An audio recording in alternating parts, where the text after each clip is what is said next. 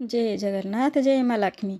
एटा होची लोटणी खटा लोटणी एटा बहुत बढ़िया खटाटा टेस्टी आउ स्वादिष्ट लगे खाया एटा तो आपण मैंने केबे देखि नथिबे। देखंतु लोटणीटा पूरा देखा एभली एटा देखा जमती आपको मरेंगे खाइले भी बहुत टेस्टी लगे आ कम समय भी हो जाए। निश्चय थे ट्राए करूँ।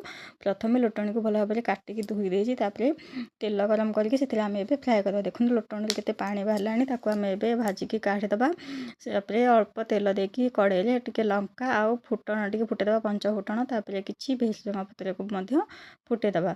फुटे सारापर ये मुझे सोरिष बटला यूज कर आपण मैंने भी सोरिष मसला यूज करेंगे। जीरा सोरिष लंका रसुण पेस्ट एटा ताको आम भल भाव में देकी मिक्स करदे। एबे आम किसी हल्दी गुंड लंका गुंड मसला गुंड आ लुण को पकई देकी स्वाद अनुसार आम भल भाव में मिक्स करदे।